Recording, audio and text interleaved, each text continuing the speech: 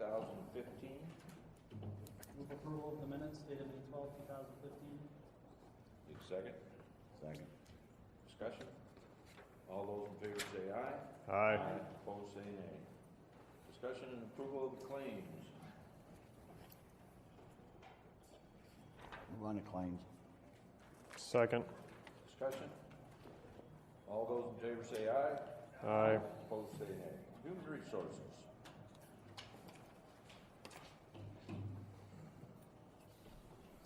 Need a motion for the memorandum of personnel transactions? Need a second? Discussion? All those in favor say aye. Aye. Opposed say nay. Approval of 2080 agreement with Sioux River Regional Mental Health and Disability Services. We had a couple of tweaks to the 2080 agreement and to the job contracts. I worked with Shane Walter, who was very helpful with us. These are the changes for the contract and for the job description. Thank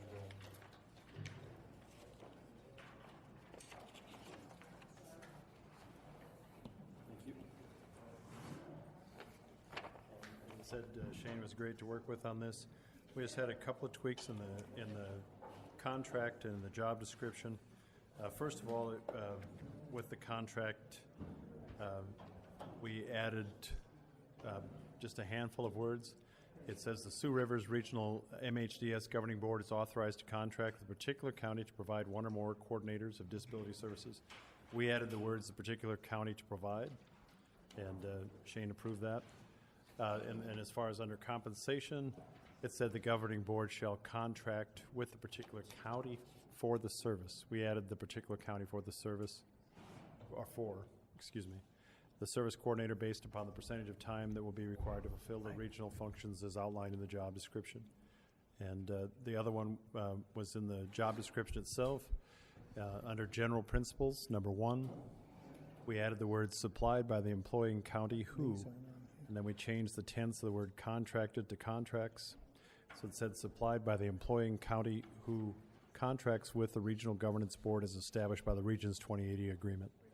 And this just helped kind of clarify differences between the 2080 agreement, the job description, and the contract itself. So Shane was very amenable with that. Looks like we've got the approval that we needed there. So that should be good, if that would meet your approval. Need a motion? Move the chairman be authorized to sign. Need a second? Second. Discussion? I am glad that the HR concerns have been addressed, but I still have concerns with the finance aspect of this. I can't vote for this amendment given the language in 7.1 Region Finances, which adds that the said governing board shall determine the amount of mental health dollars levied by individual counties on behalf of the region up to the state levy cap on an annual basis. My understanding is that, given statements from our assistant county attorney and my own understanding of our duties as supervisors, we are not, it's not safe legally for us to abdicate this obligation and to allow another board to tax our citizens. I don't disagree with that. I don't disagree either. I think it exceeds what we're elected to do. If you notice, every school board, every community college, or county board of supervisors is directly held accountable to the public. And I would assume that any governing board is going to set the maximum levy each time. Why? Because they're simply not accountable to the voters. And that abdicates. I think it's a dereliction of duty to do so. I still have some concerns about the supervision, but I think it's improved along those lines, but I will not be supporting this. State law at some point may mandate this language, but at the present time, I'm not convinced that we have even the legal authority to cede this power. Well, I'm going to vote for it. mostly because there's a whole lot of counties doing the same thing. So it's gotta get fixed. It's got to get fixed. It's wrong to displace taxing authority. But in the interest of keeping things moving. I'd ask for a record roll call vote. And I do have one thing, if I could. You referenced the contract. Is that just informational? Because I don't see it on the agenda today. The contract is referenced in the 28E, and that was part of, and I don't have the exact memorandum in front of I know us. the 20E says that the CEO of the region will develop the Develop the contract. Yes. You still have to have that separately on the agenda to be approved by the board. Okay. Well, isn't that covered under approval of the 28E agreement? Because it does. That is the mention contract. I don't know. I don't think it does. All right. I mean, they're two different things. We're not moving on that today, though. They're two different documents? Correct. Okay.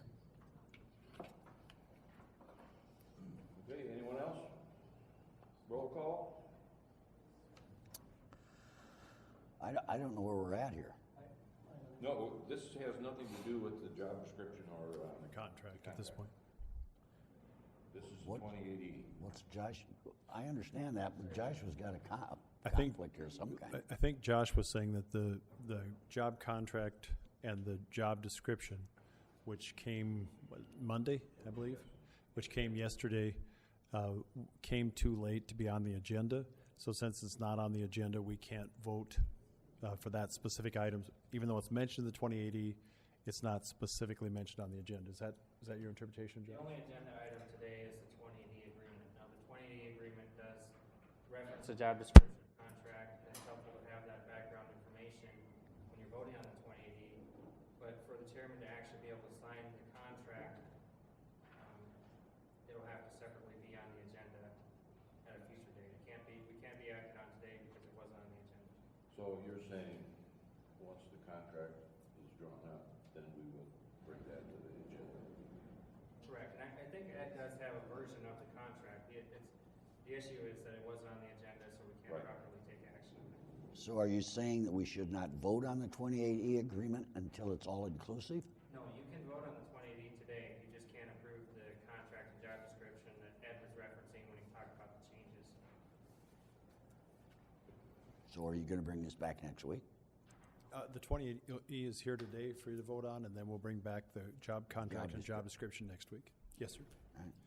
Gloria will bring it back. Just to clarify, that you understand, the motion is To approve the 28E? approve the 2080. Yeah. All right. Okay. Roll call? Clausen. Aye. Smith. Taylor. No. Ung. Nay. Monson. Aye.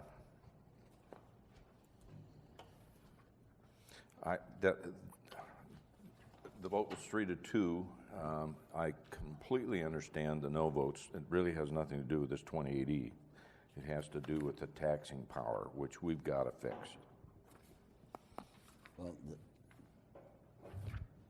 it seems to me, I haven't been there for 3 months, that was part of the state's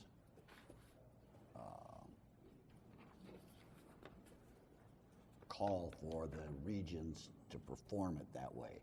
I had questions on it at the time, but they were resolved. I think the legislature has to Yeah. deal with it, not Not a county board. nor the DHS or anyone else. That's not their job. Right. It's the legislature's job, and they But I clearly haven't done a lot of things in this area. No, and I think the region's done about as much as they can within the parameters that they have to deal with to get this right. But there is nothing in state code that allows the governing boards to set the levy for individual member counties. No. There may be, but there is not right now. Well, I think it's trying to level the playing field, so you have Plymouth County and Sioux County leveling their cap to the same as Woodbury. Well, I understand that, but the trade-off is that we would lose the power to tax our own citizens. And I would anticipate that'll be the maximum every year into perpetuity. Maybe not. It has been quite often in the past, too. Yeah, The it one has time been it for wasn't, years, the as long as I can law still remember. had matching funds, so there's pluses and minuses with not levying that full amount. One of the first shows I was on, there'd been a previous year, I think, he hadn't levied enough, and there's some formula, and lost out on some funds, so and as far as pooling all the money, that also is the intent of the legislature for the counties to pool the money. We're probably behind other regions in that area, so whether we like it or not, it really is sort of a moot point. It's the way the region was designed, and we have to move forward. Well, we've certainly done it up to this point with the previous 2080 agreement, and services have been delivered, but as you said, it's now a moot point. Yep. All right. Board Administration, approval of lifting tax suspension for TP. Need a motion? Need a second? Second. Discussion?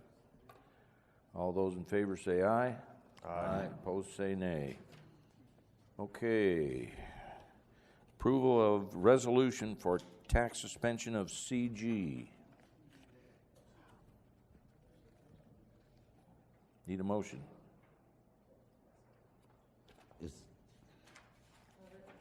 Need a second? Second. Discussion? I don't know if this document's complete or not, but I don't see. Karen? On the request for tax suspension, do we have everything? Because the expenses and the income just, they don't seem to be there. I got them. Yeah, but they're not the same as what you get.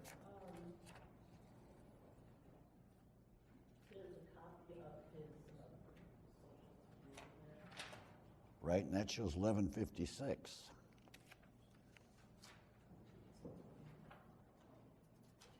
And on the form, it shows 750. I'm not questioning whether this gentleman needs the assistance. I'm just questioning if we've got everything we should have.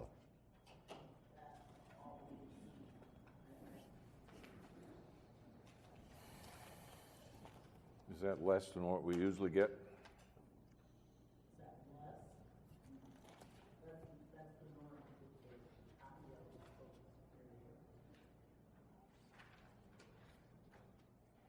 Well, it's the breakdown on expenses and assets that's. I just raised a point to, make sure we're safe in what we're doing here. Okay, need a motion. If you're on B, we have one. Pardon me? We do have a motion. We do. Yep. In a second, I think. All right. All those in favor say aye. Aye. Opposed say nay. Approval of resolution for notice of property sale parcel 320430.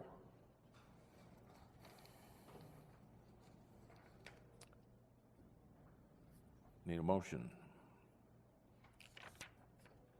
Move to set the public hearing June 2nd at 4:40. Need a second? Second. Discussion? All those in favor say aye. Aye. Opposed say nay. Resolution for notice of property sale of 182115.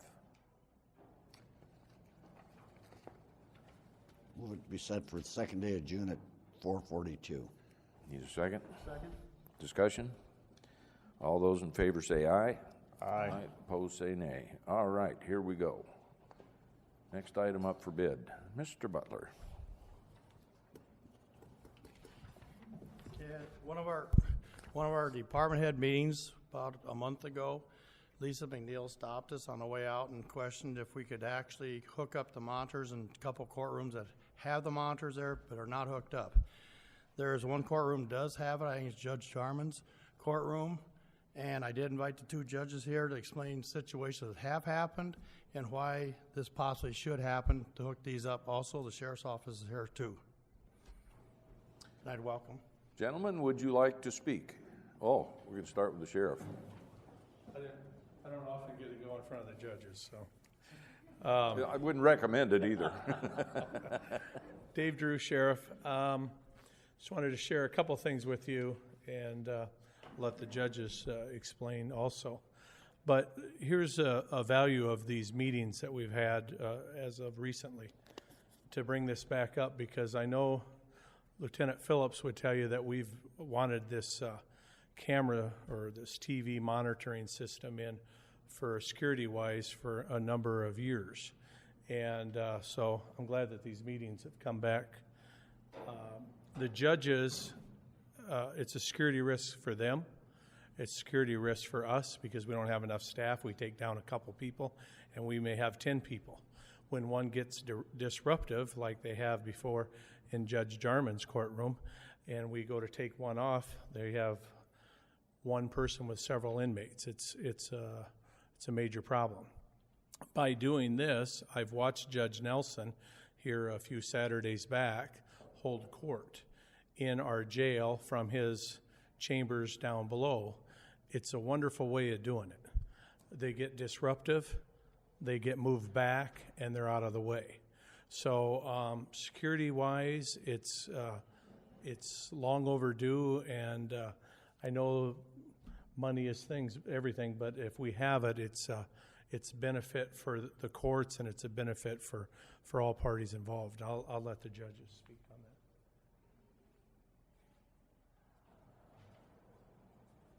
Hi, I'm John Nelson. I'm one of the district associate judges. This is Tim Jarman. He's the senior judge in our building. There are 3 district associate judges. Just to kind of give you the lay of the land, Judge Jarman is situated in courtroom number 3.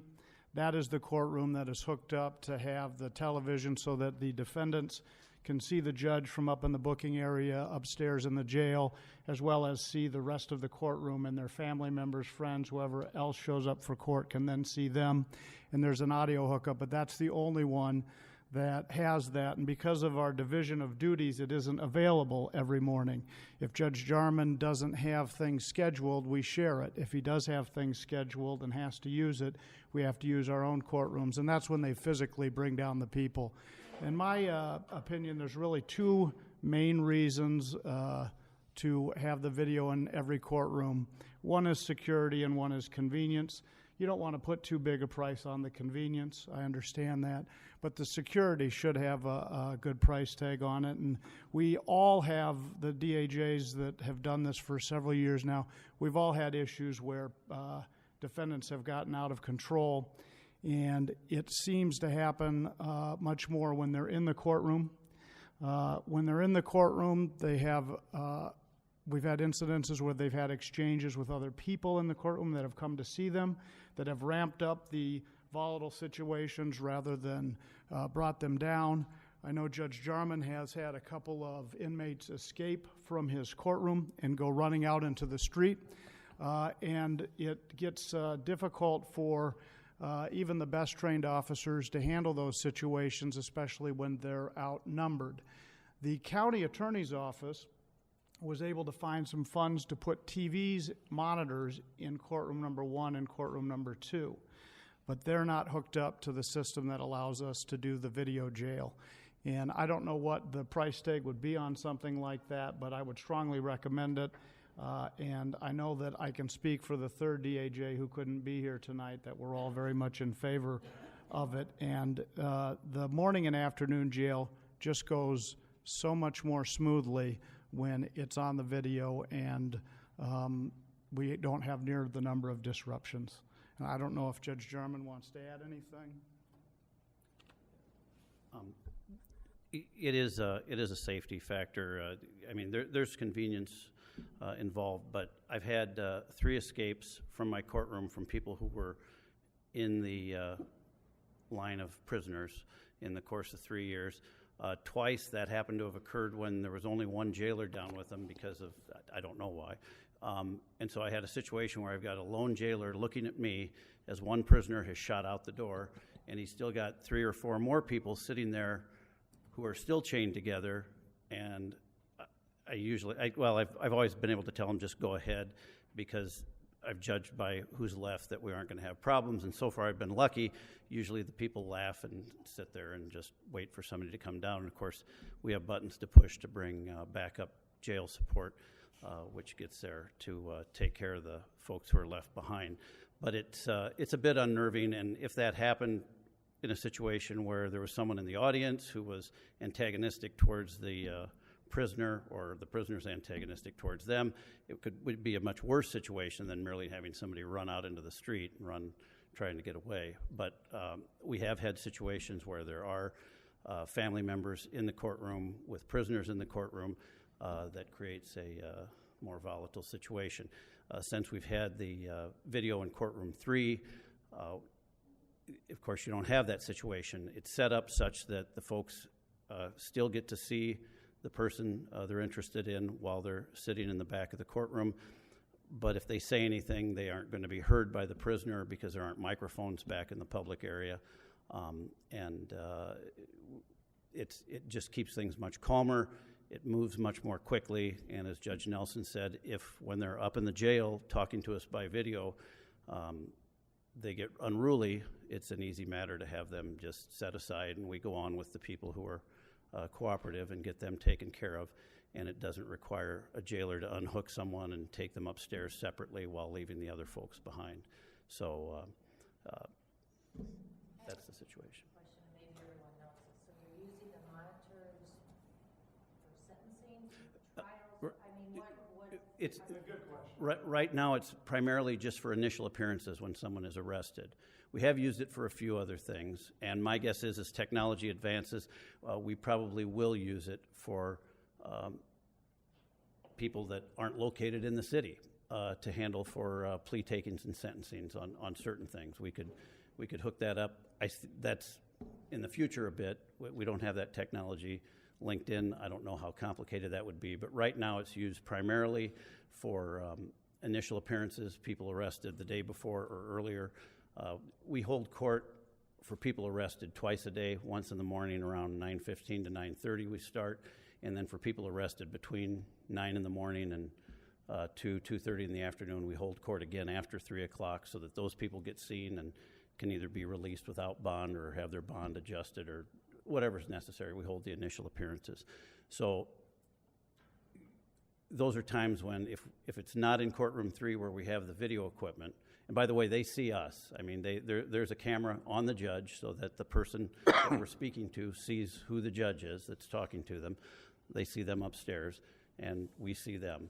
And then there are cameras also on the counsel table so that if we did have the potential in the future, and I have done a few of these, you actually could have some type of a hearing. You wouldn't be able to do a jury trial that way, but for other types of events, it could be handled that way.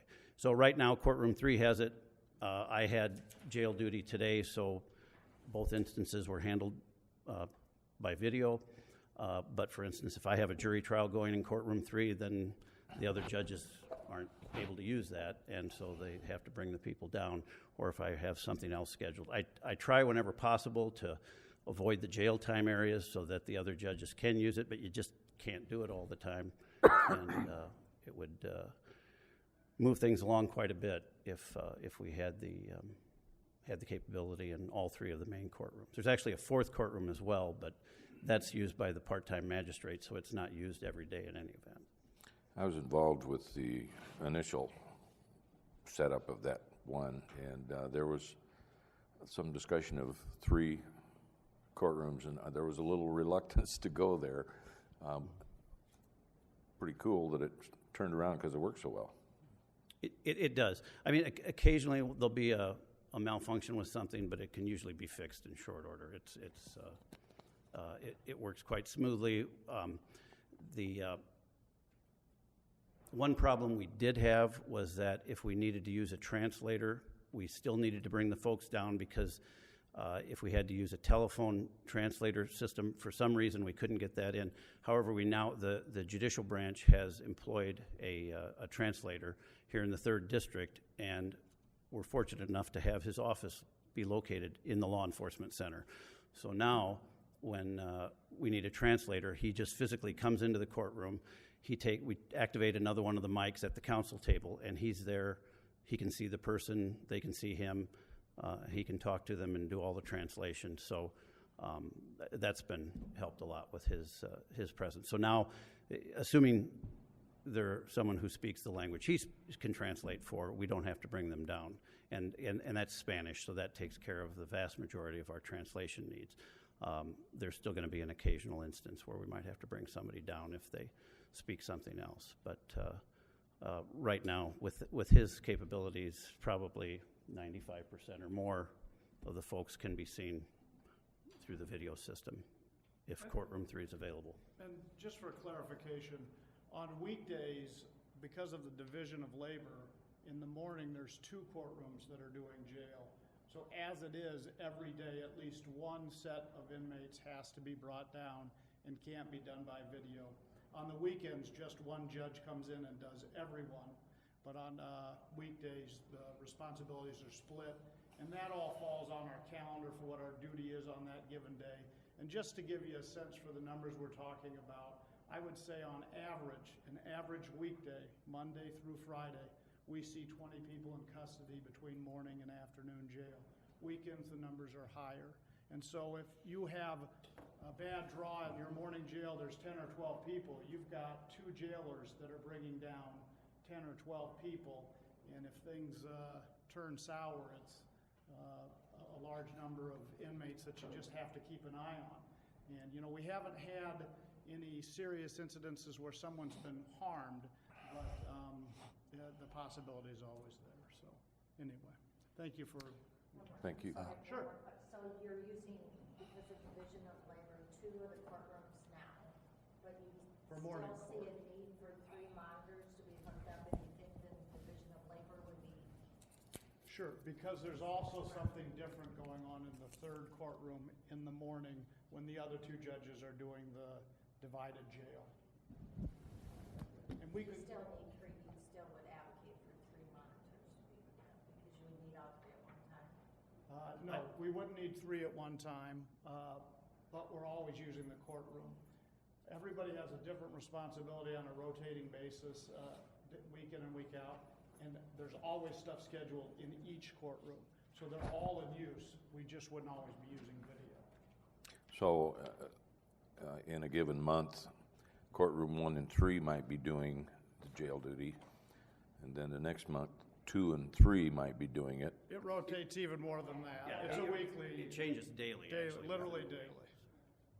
Does, I think that gets to what I was wondering. does the state have any money to contribute to this? The last I we heard don't on our see- budget, I they're don't not see even gonna give Lisa us the out money we there, got so- last year, so I'm doubtful. No, I don't think there's any chance the state does. I doubt the county does, and I don't know if that would be anything you were involved in before or now, but I think if we're going to get it done, it probably has to come from you folks. So. Yeah, well, prior to this, I discussed it with Denny. We were talking about 6,000. Now it's 18,000. But there's another monitor in there. I thought there was 3. I thought the monitors were already there. They are. Why are we getting another monitor? Denny? We're not. We're not. Well, I don't. it's on I here. shouldn't speak on that. What we would be asking, what I would ask for is the 2 monitors that currently aren't hooked up to allow the video jail be hooked up so that they are part of that system so it can be used in each courtroom. Yeah, I don't know why they would have that 70-inch on there. I don't know. The monitors are already in courtrooms 1 and They're in 2 it. because They the county work. attorney got them Right. hooked up to use for evidence during trials. And we put the other one in 3. And yes, Yep.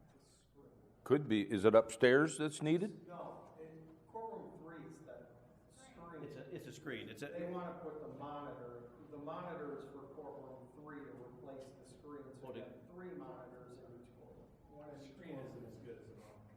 Right. So you got an LED projector in there. I mean, as far as I'm concerned, the screens. Is there technically a reason why you need to go to the monitor instead of the screen, or? Just ECI said it's a better system for them to work off of, so you can tie all 3 together. And I would guess the expense for the monitor would be a very small part of it. those monitors are relatively cheap now, yeah. So, anyway. Can I ask a question of our budget analyst? Certainly. Thank you both for what you do. Thank you. It mitigates liability and enhances public safety. My question, Dennis, you mentioned that this would be paid. I was hoping maybe the county attorney payment plan was far enough along to be able to have, but maybe that's not quite there yet. The available county building funds? Yes. It'd come out of the funds we do have on hand, such as we talked about the elevator. We do have funds on hand to cover this expense. And still Speaking not of the elevator, jeopardize the elevator. it's broke today. It's broke. Well, maybe we used to have the funds for that. There'd be money to cover both, still with some for emergency reserves. But in the future, we're gonna borrow the money after we get the things done, because the problem is we have estimates, we go borrow the money, and then it comes under estimate, so that's how we build up some funds to be able to do this. Are there maintenance contracts that come with this, or what's the ongoing cost then? Are there any? That I don't know. There are some. There would be a maintenance contract that comes with it, with ECI to maintain it.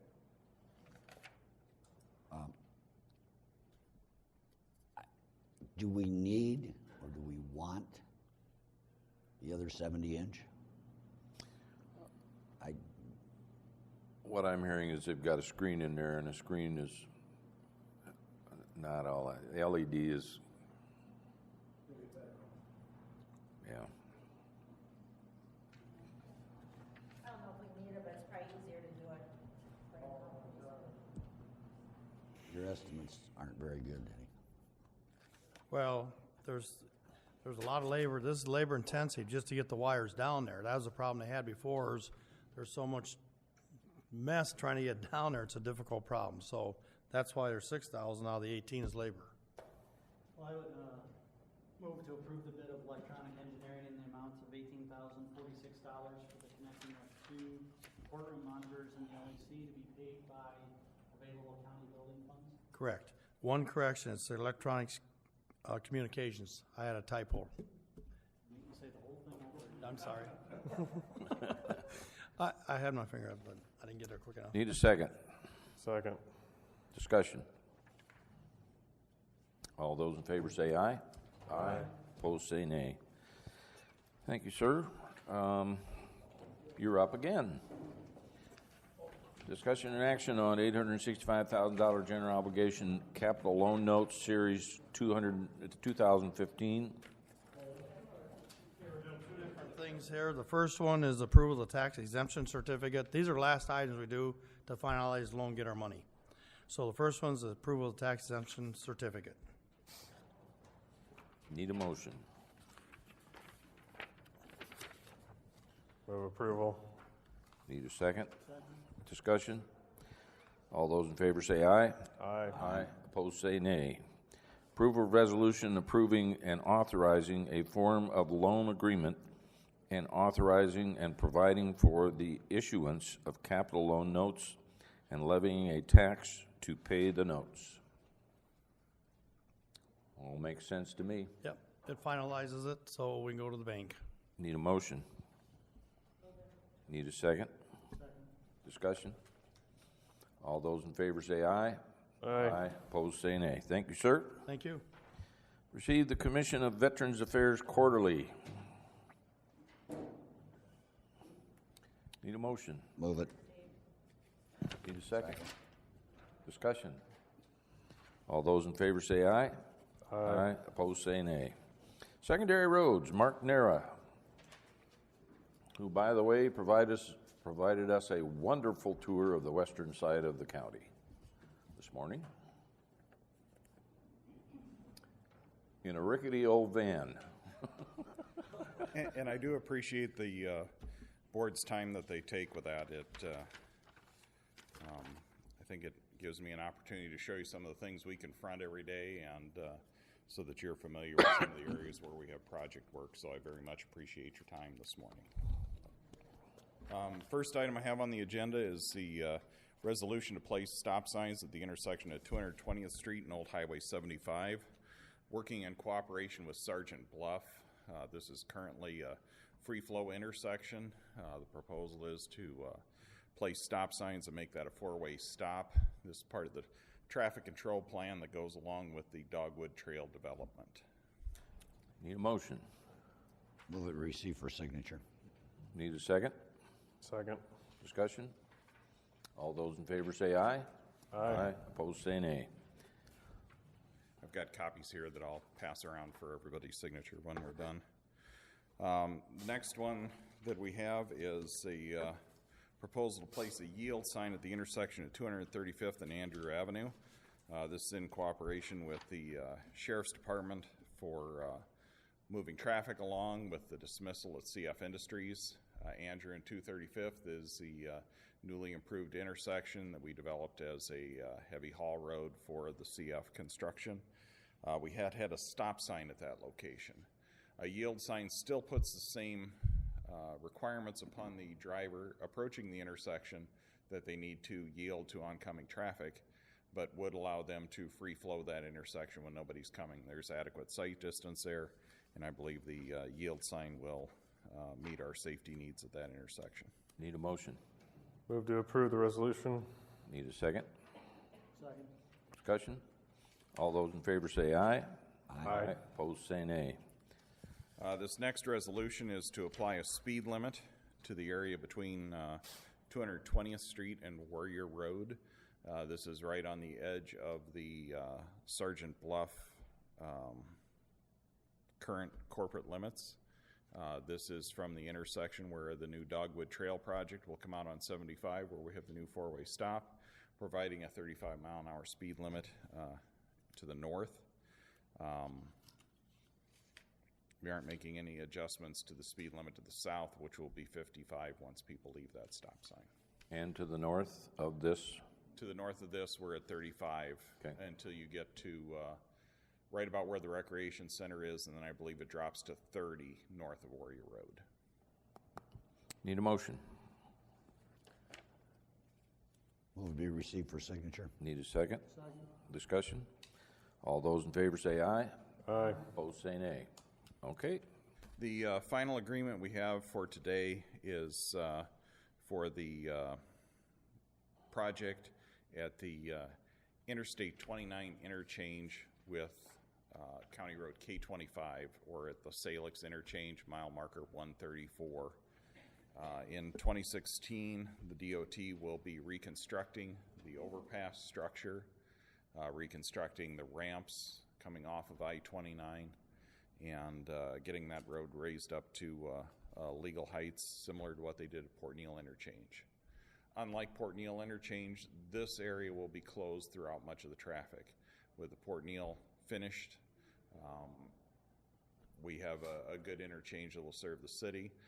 The county is also timing a cooperative project with the city of Salix, where we'll be replacing the K25 pavement from the end of the state highway project, which is right near that existing old gas station that's currently closed at the interchange, all the way through town to the Highway 75 intersection.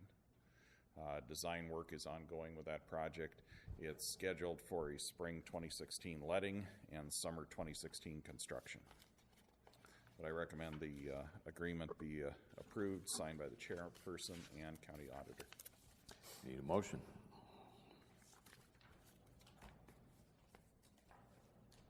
Move it. I'll wait for a second. Is that farm to market, that road? Yes, it is farm to market. That's all I need. For the paving project, we have $500,000 in federal aid for the region, and then the balance of the county share of the project costs will be paid for out of our farm to market fund. Salix will be assessed a percentage. Basically, the local split will be roughly 50-50. Need a motion? Oh, we got a motion. Second. All those in favor say aye. Aye. Opposed say nay. Thank you, sir. The speed and traffic control resolutions require everybody's signature, including the auditor, and the agreement only requires the chair and the auditor. Thank you, sir. Thank you. If I have could I have a moment? One of the other things that was brought up today was to have a second tour of some of the project areas to the east. Has the board got any thoughts on how soon they'd like to have us work on a schedule for that? Larry, were you open next Tuesday? No, but I am after that. You're talking about my...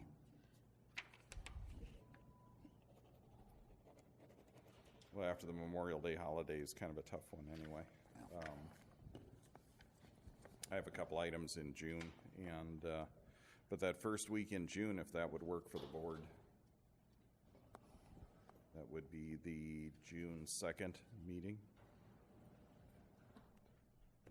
Works for me. Works for me. Yep. Okay. 9 o'clock? 9 o'clock again. You want to do 9 to 1 again? Might need to allow for a little more travel time because just getting to the area is about an hour of the round trip. Yep. But we'll try and pick up some things that we weren't able to see today on our way out and through. Mr. Auditor, could we borrow your Suburban? Certainly.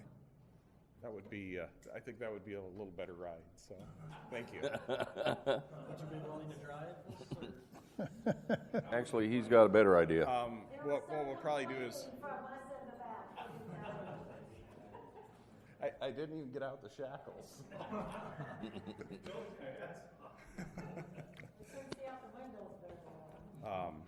But we'll bring my assistant along to drive, and then I think it worked out pretty good where I was in the middle, and I think everybody could hear me today, which was better than we've had on some occasions. So we'll try that next time with Pat's generosity. So.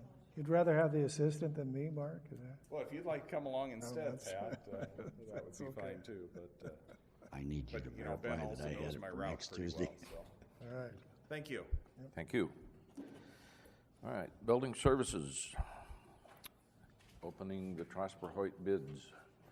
Mike headed Building Services. Will you refresh my memory on what we're doing? This is the refurbishing the front of Trosper Hoyt where the salt is kind of aided all the way and it just looks pretty rough up there. They're going to put a coating over it, make it look like new.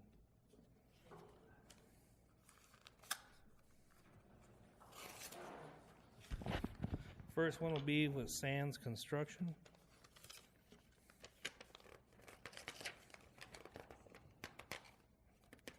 Dry fingers. This bid is at $14,862.75. The next one will be with Van Osdale.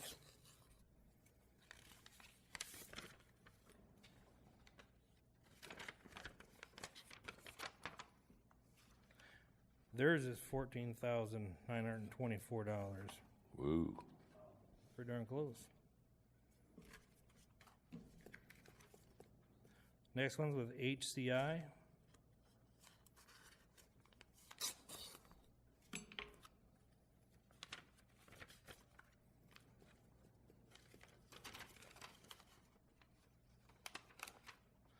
Theirs is $11,450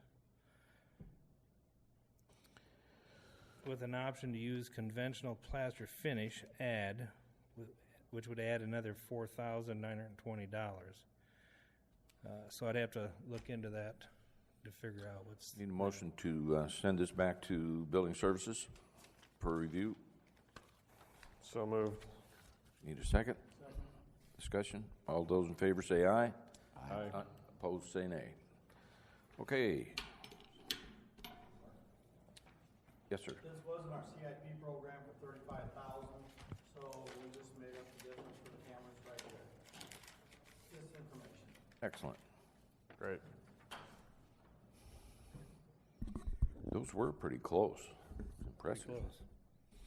Okay, approval of Veterans Affairs Social Services parking lot closure. That means is we've got to quit approving what Denny asked for and cut it by like 20%. Okay, on this, I did a bunch of homework on this. Went to the state, went to the bus terminals, everything. If we close this off, to help prevent damage happening to this parking lot. It will in no way harm the bus routes, anything. Been through it all. High up to the state, to the regular manager at the State Department down there. Their guys are not even supposed to be driving on this road. So far, I feel it'd be a win, and nothing against Veteran Affairs or Social Services. It's all about protecting our property. That's what I'm putting forth today. Can you tell me again, what trucks are actually driving the road? Well, there's several of the state trucks used to go through there all the time. A lot of the other trucks, I couldn't tell you. I'm not down there. From what I've heard from the ladies, that there's usually maybe one a day right now going through there. What I find is down the weekends, I'll go in there and chase truck drivers out of the trucks. The big trucks will swing in around the back of the building and park. I've even had them dolly their trailers down and leave. I've had to call them and have them come back to move them. So that's what we're after, is to stop this big traffic out of there. It will do nothing but damage, keep damaging. We could fix it. The more heavy trucks, I mean, that asphalt's not made for the big trucks. And it's more of the bigger trucks. Fix it as well as block it Yeah, off. yep.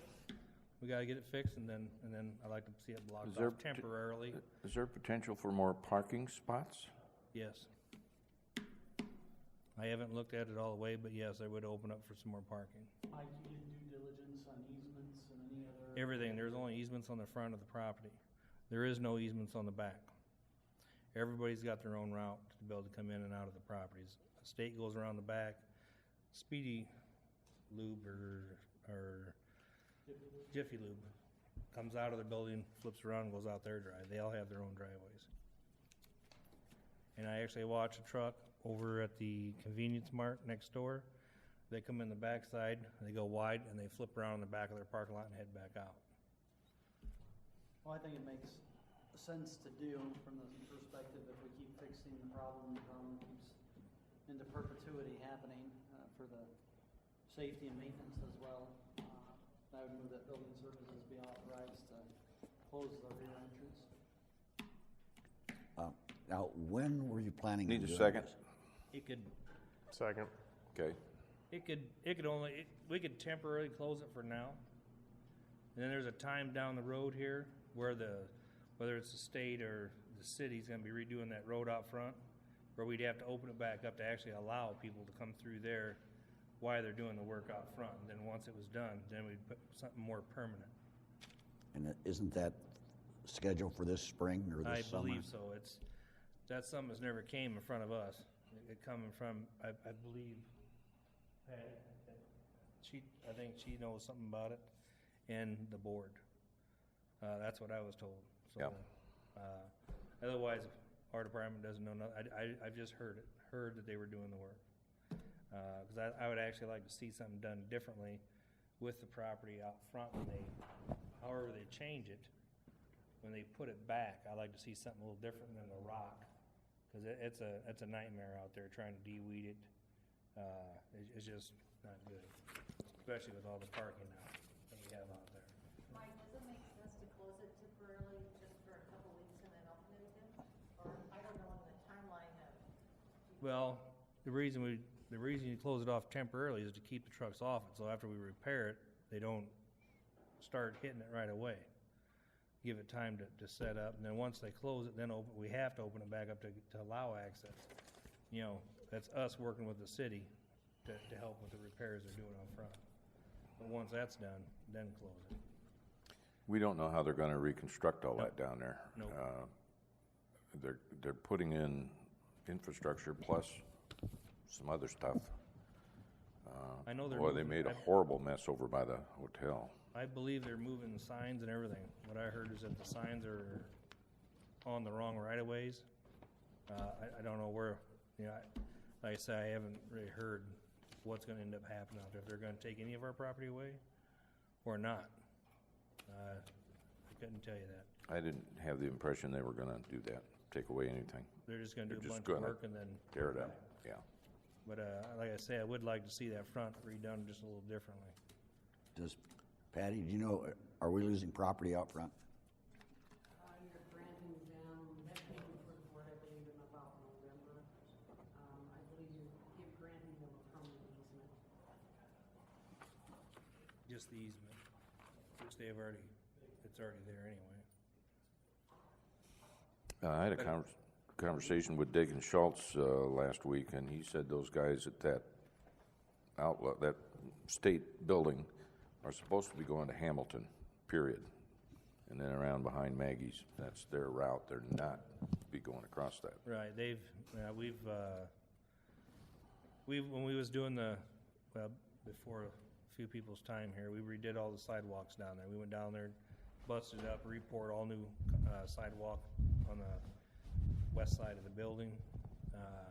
We had everything closed off down there, and you don't believe it. I mean, we had people run right over the cones. So people get to racing around down there. Could I make some comments, Mr. Chairman? Sure. Patty Erickson, Department of Social Services. I do have some concerns because when we moved in down there and prior to any of the construction activity taking place out front, yes, DOT did go through. They were told to stop doing that. So it's a rarity now that we see any DOT trucks go through there. It's rare if it happens. My second concern is the bus route. The bus route normally came when we first moved in and no construction. The bus route came down Hamilton Boulevard, turned left onto Triview, turned left on South Myrtle, which is the convenience store gas station. That is a street, South Myrtle. They would come behind, they would come through that back driveway and, excuse me, then turn right again to access Hamilton Boulevard so they could travel north again. That was the loop of their route. Now what we have happening is the bus, because they're so big, granted, it's big down there. They need to be repaired, and we've asked for them to be repaired twice. The buses are coming in, turning on South Myrtle, flipping a U-ey in our parking lot, and then going back out on Triview. Whereas before they had a very definite slow route that they came, which made it great for our disabled folks because they could be dropped off or picked up right in front of our door. Now they have to go out and either walk across the construction or wait and see which route the bus is going to take to flip a U-ey in our parking lot and go back out. We like the parking, the bus route being there because our disabled people can take the bus down, be dropped off, and picked up at our door. We also asked for that route a number of years ago so that some of our disabled people could volunteer at the shelter, at the Humane Society, and walk dogs and volunteer to do that. So the amount of traffic through there has decreased just because we have parking back there. Shutting it off, I think, is going to be an impediment to the bus traffic, to fire access. Fire says they have to have access to all four sides of the building. We've got our bus back there. And we were told during the time when they're going to be doing this construction that they would accommodate us because they're going to wipe out all the parking in front, street side, for VA and for social services. They told us at that time they would rock the back area so that we could park back there, but we were also told that that was DOT right away and that we had to receive permission from them, and the city engineer followed through on that and did get permission to do that. So you do have a DOT easement back there from what I've been told. And then you've got the bus route considerations as well as the fire access. So I would prefer that it be fixed. We asked when we were doing the remodeling down there if something could be done to fix it on a joint city-county type of cooperation because the bus did use it. And we know with the bus using it, that has worn away. So we asked if we could do it on a cooperative thing. We didn't ask building services about that at all. They weren't involved, and I think it got lost somewhere in the shuffle, honestly. Since that time, we've asked, could it be repaired? And now we're to the point. They haven't gone any deeper, thank God, but they have definitely gone longer and wider. So I would ask you to consider repairing it and then allowing the buses to go through as they should so that our disabled people can utilize the bus and be picked up and dropped off right in front of our door. Currently, that was the bus route when you were first there, but currently they're not doing that and they're not utilizing that. They can't because of the construction that's going on and because the holes are so big. I mean, those buses, it makes for a rough ride in a bus anyhow. But it's to the point where they can't straddle those potholes, and they were hitting them constantly. So now they flip around in front of the parking lot, and that's where I think that's where most of the speed is when people come zipping off at Tri-View and going in. That has decreased considerably just because of the mere presence of all the more vehicles in the parking lots there. So that's decreased considerably. But yeah, now the bus doesn't come back around because the potholes are there. So they're trying to... You would prefer the bus would go around for safety reasons. For safety reasons, as well as being able to, pick up and drop off our folks that are coming down for meetings or coming down to apply for services. They can get off or get on right in front of our door. They'll stop right in the parking lot in front of our door. Now, if they do that, they have to be left off on the street and walk through the parking lot, or they have to be left off in the parking lot and then face the traffic there getting to our door. How many people a week do you have stop in? Depends on if the girls have, conferences scheduled. We have problems with parking down there as is. So we'll have anywhere from, 3 to 5 meetings a week or individuals coming in. And some of them are physically as well as mentally disabled. I asked you to talk to Transit. Did you? I did.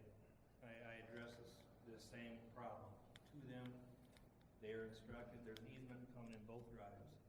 As of right now, as far as I know, they come in the convenience store side, they zip through the front and out the other side, which would put their door, the release side of the door for the people to get out of, to their building side, which would be pretty safe.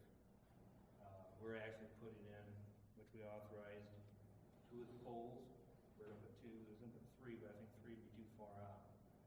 2 poles out, which if the bus pulled up, they'd be able to be released here. We know there's no traffic coming in. Like I say, I think it's for the best benefit of the county to do this. I'm lost on where you're describing the poles. The poles are by the flag Veterans Affair. Veterans speed Affairs. bump going out there. There's going to be 2 poles. We originally got authorization for 3, but I think 3 would be pushing it too far out. So we're going to put 2 of them in there. That's for protection of the handicapped people being dropped off. To Veterans Affairs? Or? Yes, Veteran Affairs and you guys. You guys are, there's 1, 2, 3, I think 3 parking spots for handicapped people. So I would maybe ask that if the board members could come out and look at it with us. I mean, I'm more than willing to cooperate on any kind of a solution to the problem. But I've got some concerns about what Mike is doing, and if we just have the opportunity to walk through it with you, maybe we'll come up with something that really fits everybody's best interest.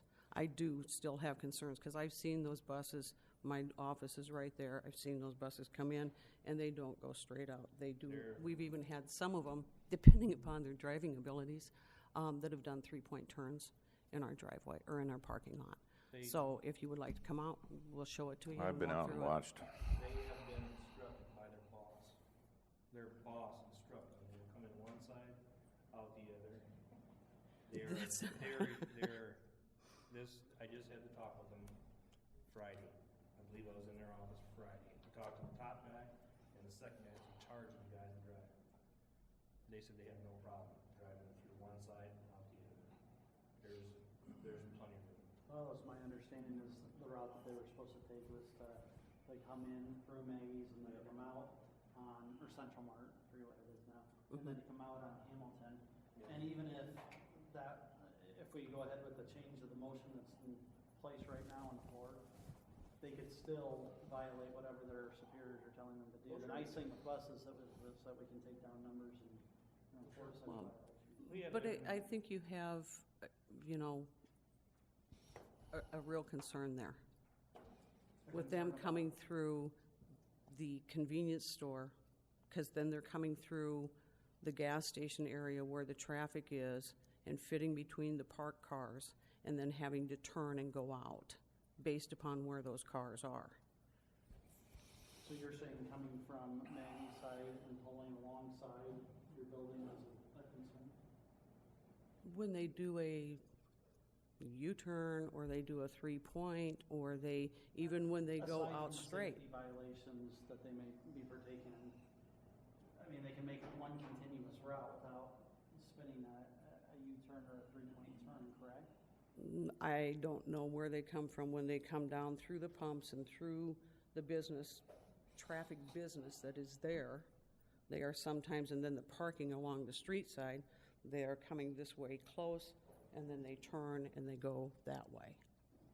Based upon what the traffic flow is at the convenience store, you're asking them to go through the convenience store, then their pumps to get access to go back out through our driveway, which is going to be down to half a driveway for the 10-week period, instead of allowing them to go down South Myrtle and turn and come back through and then access back to Triview on through the parking lot where they can drive between Jiffy Lube and our office. Yeah, and I understand. I think it's sort of a give and take between the roads being damaged to such an extent that the buses can't even utilize it right now. Well, I think that's been a process of time, but I think the traffic and everything that has been reported down there has decreased considerably over the time period. I mean, I can keep count if you would like me to. You know, I don't see the traffic going back and forth this way as much of a problem as going this way. To clarify one other, did I hear you say that at one point in time you attempted to see if the city would We cost share with us on doing that. but that got dropped, so you never pursued? I wasn't the one that was supposed to further it, but it was supposed to be. I mean, is that something that Mark and Dennis are maybe never not? It was a board, yeah, it was a board member that was supposed to take that forward and see if we could do a cost share on it, because it makes more sense for the bus to go that way. Just a more safe route, I think, all the way around. Depending on the action here, that might be something to pursue again. I just think, maybe we haven't looked at everything. I'm not gonna vote for it. I'm comfortable I can see where you were given information and you believe what you're told, but sometimes what happens away from the boss isn't necessarily what the boss is. It may not be happening. If you haven't blocked, if you block that off to keep them from damaging our property, they will not drive through there. Then they will follow what their bosses are saying. If you leave a cookie on the table and you tell a kid he can't have it, but you're gone, that kid walks by that cookie, he might take it eventually, right? Same way with the driveway. But If maybe it's it's there the and you other don't block it, they're gonna keep on driving through. I think it's because, Mike, it is a better route in everybody's interest. Right. If you're talking safety and you're talking a safe path for the traffic to go and to be slowed down and not have to watch for, you know, incoming traffic, outbound traffic, the whole schmear, I think it just makes much more safe sense to go Mr. around the Chairman, backside. I've heard enough of this, I think. Okay.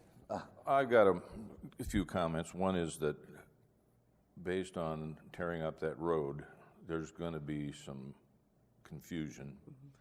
So this motion is a temporary blocking, fixing the asphalt back there, and then rolling with the construction. So it may have to open. Maybe the only entrance to the place at that point, depending. It has to be opened back up once construction's done. Yeah. We have no choice. And then, From what I understand. But once the construction's done, the front parking lot hopefully will be different than what it is right now. The buses, when they come in, they're not gonna run through the pumps, the inside pumps, it's on the outside. yeah. If you're familiar with this property, there's plenty of room to come in, and there's plenty of room to go out. I got a Class A CDL, I can drive a 53-foot truck through there, no problem. They have no problem. I've talked to them, they have no problem. I'm only here, nothing against social services, nothing against Veteran Affairs. I'm here strictly for the best interest of the county. We can fix it, they can tear it up, we can fix it again, we can tear it up, we can fix it again. Or we fix it one time, close it off, we don't have to fix it. Well, That's what it's about. yeah, my concern is just right now is they're gonna close or tear up Triview. Right.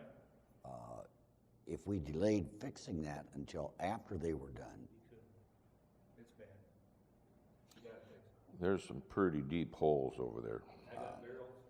We can still sneak in on both sides of it, but there's no way you can go down the center of the drive because the holes have grown to the point where you can't straddle it. You're gonna, and if you hit it too fast, you're going down to your frame rails. well, if we fix it and we still, then they tear up Triview, you're gonna have everything going through there. So you're back to We repairing may it not have a again. choice. But either way, you still gotta fix it. I mean, if you have one person's car go through there, whether they're speeding through there or not, and they hit those, it's our responsibility to fix it. So you're saying we gotta fix it now either way? Either because way. If that's the Yep. only route, there's, Yes, it's gotta be fixed. I threw some barrels there, cause it hasn't been drying up before we can get it fixed. But it keeps raining, so it keeps filling up, and you can't repair nothing that's underwater. So anyway, I got two 55-gallon drums there with cones or reflective tape sitting there right now until we can get in there and get it fixed. Are you gonna patch that, Mike? Well, probably, what I'm guessing we'll probably do is just cut it out and put concrete. That'd be the fastest, easiest way for us to do it. We can do it ourselves, doing it that way.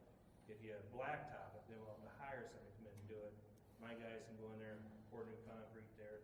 We'll have it fixed in one afternoon. A few days to set up, then we open it back up to, when they do that, work out front.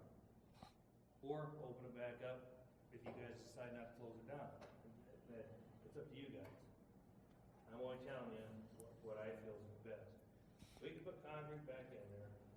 Moral of the story is, as soon as you get truck traffic going back over, it's not the truck traffic that everybody's seeing every day. It's those big trucks that are coming continually.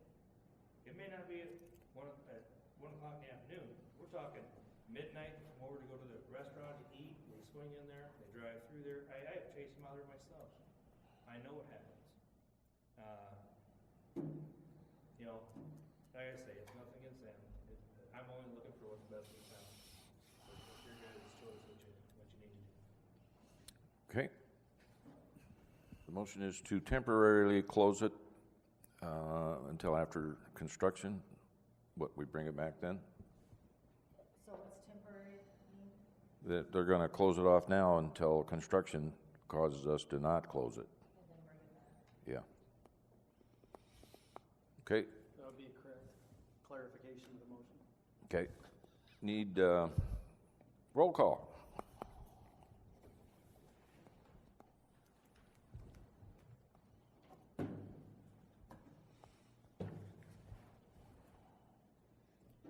Lawson, Aye. Smith, Right. Taylor, Young, Aye. Munson. Aye. Okay, thank you. We are now in recess for the County Board of Supervisors to convene Orton Slough Drainage District Trustee Meeting. I need a motion to approve the minutes of May 12th, 2015. Move approval of the minutes? Need a second. Second. All those in favor say aye. Aye. Opposed say nay. We adjourn the Orton Slough Drainage District Trustee Meeting and continue with the Board of Supervisors meeting. Reports on committee meetings. Anyone? Hearing none. Citizen concerns? Seeing none. Board concerns or comments?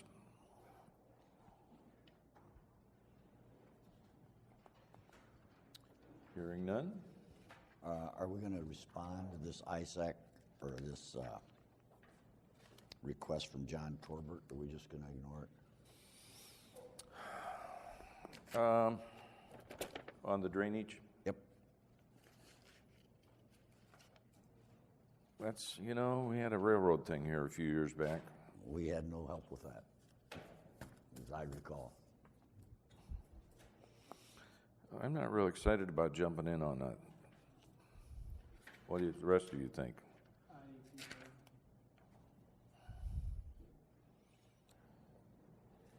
concur. Me neither.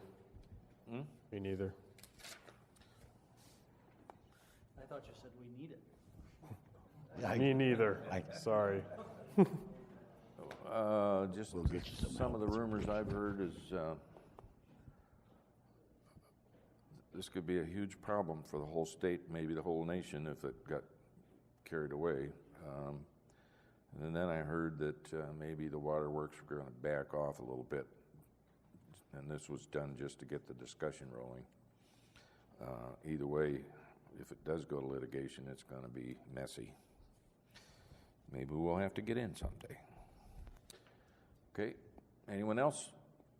Need a motion to adjourn. Second.